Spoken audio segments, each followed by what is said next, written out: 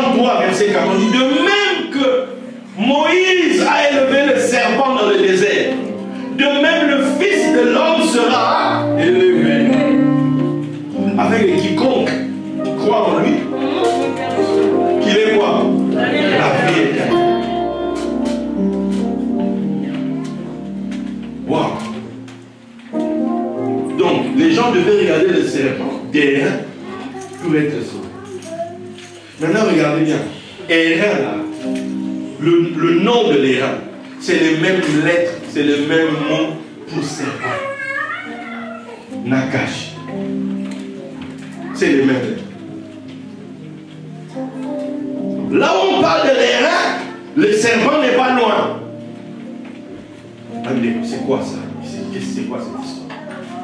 Maintenant, quand tu regardes les chiffres de Mashiach, 358, c'est la même chose que Nakash le serpent. 358. Et là, les sages demandent, mais oh, donc Mashiach égale serpent. C'est quoi cette histoire? Maintenant, dès qu'on dit non, calme-toi, on va t'expliquer. En réalité, dans Nakash, ce que j'explique est important, ne sois pas distrait. Parce que je vais faire des déclarations après, il faut que tu m'écoutes bien. Nakash cache dedans, par un jeu de lettres, le mot Yeshren. Yeshren, parce que s'il y a un tableau, j'expliquerai mieux, mais suivez-moi seulement dans mes paroles. Yeshren signifie qu'il y a grâce. Dans Nakash, il y a le Chen, la grâce. Nous les sages disent qu'il y a un mauvais serpent et il y a un bon serpent. On dit que le bon serpent, c'est Christ. C'est Mashiach. Nous, on le connaît seulement en tant que le lion de Judas, n'est-ce pas? On le connaît en tant que l'agneau. Mais ce n'est pas que c'est pas ses seuls titres. Il en a plusieurs. Il en a plusieurs. Quand Jacob bénit ses enfants, il va bénir Judas. Il va dire que Judas est un lion, est un jeune lion, est un lionceau. Mais qu'est-ce qu'il va dire de Dan? Il dira que Dan est un serpent qui mord le cavalier et le cavalier tombe. C'est un serpent sur le chemin. D'où dans la tribu de Dan, leur drapeau c'était un serpent. Mais non, chez Dan, le plus célèbre c'était qui? C'est Samson. Et Samson va donner une énigme. Il va dire de celui qui mange est sorti ceux qui se... De celui qui mange est sorti ceux qui se mangent. Et du fort est sorti le doux. Dan sait que le même serpent qui t'a mordu là cache dedans quelque chose. Alléluia. Le même malheur qui t'a frappé cache dedans un bonheur. La même souffrance qui t'a atteint cache derrière une grâce. Il y a quelque chose que Dieu va faire dans ta vie, mais le début, ça ressemble que tu souffres. Le début, ça ressemble que tout va mal. Le début, on t'a refusé les papiers. Le début, on t'a refusé le boulot. Le début, on t'a viré de telle situation. Le début de l'histoire semble bizarre, parce que le début, c'est comme si un serpent t'a mordu. Le début, c'est comme si la mort est entrée chez toi. Mais à la fin, tu réalises, qu'est-ce qui s'est passé? Quelque chose a changé.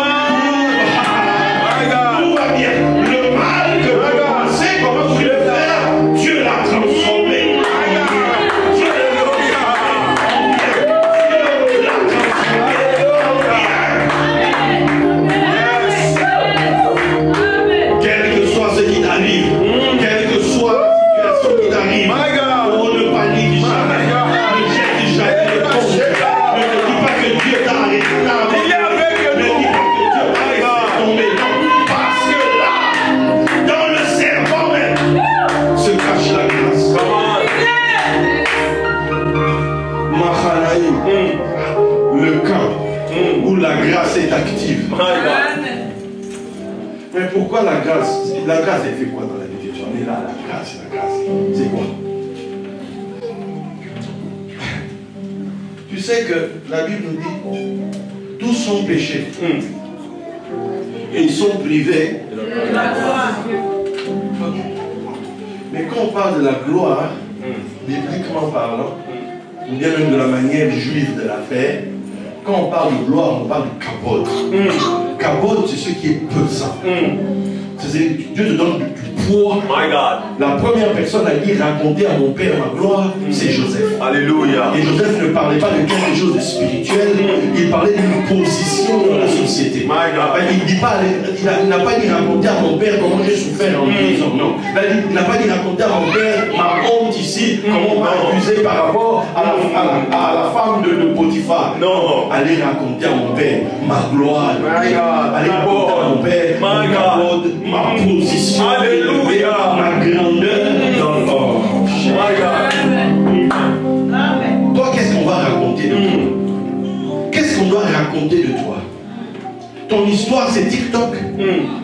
Ton histoire, c'est Facebook. Ton histoire, c'est quelques photos à Confluence. Ton histoire, c'est quelques photos à Bellecour. Ton histoire, c'est quelques photos sous la Tour Eiffel. C'est juste ça ton histoire? Oh non, non. Ouvre-toi. My God. My God. Ouvre-toi. Il y a mieux que ça. Il y a mieux que ça. Il y a mieux que ça. Je dis, il y a mieux que ça. Je dis, il y a mieux que ça. Alléluia. Il y a mieux que ça. Il y a mieux que ça. On ne peut pas être là. On se dit, Seigneur, tous sont péchés. Ils sont donc privés de la gloire, de ce poids. Maintenant, quand on dit tous sont péchés, automatiquement tu dis, ah, j'avais fait ça. Mais l'homme dans sa chair, qu'il le veuille ou pas, il pêche à un moment ou à un autre. Maintenant, on fait comment? Or, les saints d'Israël disent ceci. Aujourd'hui, quand on dit le mot péché en hébreu, on va utiliser le mot chata. Chata ou bien chet, c'est la même base. Mais ils disent non, avant c'était pas ça. C'était un autre mot. L'autre mot c'est le mot san. S, non on va l'écrire S-A-N. C'est deux lettres S-N. Et ils expliquent que le S là, c'est à cause du mot sam qui signifie poison. Et le mot, et la lettre N, c'est par rapport à la lettre Nun liée au mot Nakash, le serpent. C'est pour dire que le péché, c'est le poison du serpent.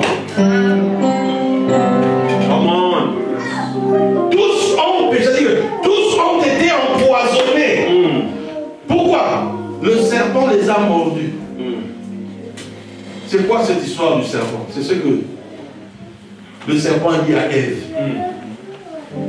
Dieu a-t-il réellement dit? On a mis en toi le doute. On a mis en toi le doute par rapport à la parole de Dieu. Tu ne crois plus. Tu t'es fermé. Alléluia. Ils sont empoisonnés tous là. D'où ils sont privés de la gloire. Ce que Dieu veut accomplir dans leur vie, ça ne peut pas se faire. Pourquoi? Parce qu'ils sont empoisonnés. Dis-lui Ephata. Regarde ton voisin, dis-lui Ephata. Dis-lui ouvre-toi. Jusqu'à quand tu vas douter de Dieu? Jusqu'à quand tu vas laisser le doute dans ta vie? Or, tu ne sais pas que là où tu te tiens là, ta vie peut basculer du jour à l'autre. Amen. C'est-à-dire que la gloire peut venir s'agripper à toi. La gloire peut venir te surprendre dans ta vie. Au moment où tu t'y attends le moins. Quand tu penses que ta vie c'est juste le petit boulot que tu fais là. C'est ça ta vie. Tu penses que le bonheur c'est, comment on appelle ça? Les tontines. Et puis le truc c'est quand ça arrive chez toi, quelqu'un fouille avec l'argent. C'est-à-dire que tu dis mais Seigneur je ne comprends pas. Moi je fais pour les autres, mais moi chaque fois les gens fouillent. Et en fait on se débrouille. On fait comme on peut dans notre galère, dans notre souffrance. On est, voilà. On s'aide. Il faut s'entraider. Il faut se soutenir. Parce qu'on est tous dans la galère. Mais personne ne veut reconnaître qu'en fait, tel qu'on vit ici, on est privé de la gloire. My God. La vie qu'on mène là, c'est la vie des gens qui sont privés de la gloire. My God. Qu'à un moment donné, tu dois prendre conscience de dire que ça doit changer cette histoire. Il faut que ça change. Je ne vais pas à l'église pour comme ça. Je vais à l'église pour que la gloire change dans ma vie. C'est pourquoi je retourne à l'autel terrain. Je retourne là où Dieu est. Je retourne là où Dieu a disposé quelque chose pour son peuple. Je retourne là pourquoi la Bible dit tous son péché sont privés de la gloire. Oui, on dit que mais nous sommes sauvés par la grâce. Nous sommes sauvés par la grâce. Maintenant, nous, on a mis sauvé, c'est bien aimé, Dieu cru en Jésus, tu es sauvé.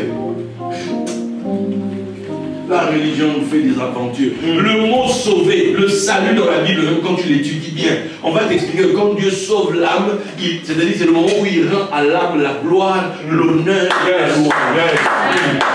C'est là où l'âme est sauvée. Parce que l'âme est dans la détresse quand l'âme souffre. L'âme est dans la détresse quand elle est dans la honte. L'âme est dans la détresse quand elle est dans la pauvreté.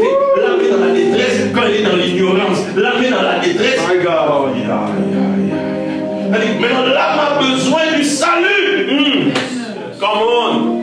Mais nous sommes sauvés. C'est-à-dire, nous sommes glorifiés. Nous sommes honorés. Nous sommes élevés. Nous sommes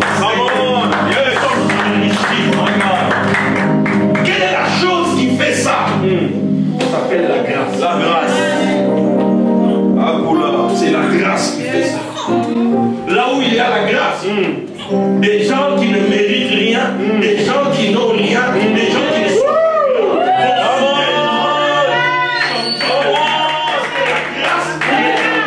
La grâce, alléluia. Moi, je ne suis pas appelé au ministère, mais si c'est possible que Dieu m'élève. Mais qui vous a dit que pour que tu sois grand, tu dois obligatoirement, que tu aies l'argent, tu dois aller dans le ministère? Le ministère, c'est des gens que Dieu a mis à l'écart parce qu'il faut que la mort agisse dans quelqu'un pour que la vie agisse dans l'autre. Donc, on prend une personne, on la met à l'écart. On prend une personne, on la prend au bois. On prend une personne, elle meurt avec le Seigneur. Pourquoi? Pour que les autres qui vont arriver là bénéficient de la vie. Paul dit dans 2 Corinthiens, la mort agit en nous et la vie agit en vous. Alléluia. Il dit, mes souffrances sont votre gloire. Le châtiment qui nous donne la paix, nous, les gens, est tombé sur lui. Le châtiment là, c'est l'instruction. Nous tous, ça est, si nous tous sommes allés à l'école de Dieu, sincèrement, ça va être chaud. Il faut que tout le monde finisse l'école d'abord. Non, c'est compliqué. Qu'est-ce que Dieu prend une personne? Il dit, lui là, je vois qu'il a des bonnes dispositions. Viens avec moi. Toi, je vais t'instruire. Mais je vais t'instruire, je vais prendre toutes leurs ignorances à eux. Je vais mettre ça sur ton dos. Tout leur manque de connaissances, je vais mettre ça sur ton dos. C'est toi qui vas aller à l'école, qui vas étudier pour eux. Et à partir du moment où ça a été transféré chez toi, les autres maintenant sont libres. Amen. À eux, tout ce qu'on demande, on demande. Vous êtes les gens de Arnold? On dit oui. Ok, c'est quelqu'un d'Arnold. Laissez passer. Alléluia. Pourquoi? Parce que si ce n'est que pour toi-même, tu ne passes pas. Alléluia. Come on. Parce qu'il y a un hôtel. L'hôtel de Mahanaïm. Yes. Il y a un hôtel. C'est quelqu'un qui est là pour dire au monde par la grâce. Par la grâce. Je suis en train de parler à quelqu'un. Je ne sais pas où tu es, mais la grâce peut te localiser. Je ne sais pas dans quoi tu es, mais la grâce peut te lever. Je ne sais pas ce que tu dis, mais la grâce peut te transformer. Je ne sais pas ce que tu transverses actuellement, mais la grâce est disponible. La grâce est disponible. Je dis, la grâce est disponible. My God. C'est ça votre église. C'est ça ma Mahanaïm. Dieu veut révéler dans la ville de Lyon My God. le pouvoir de sa grâce.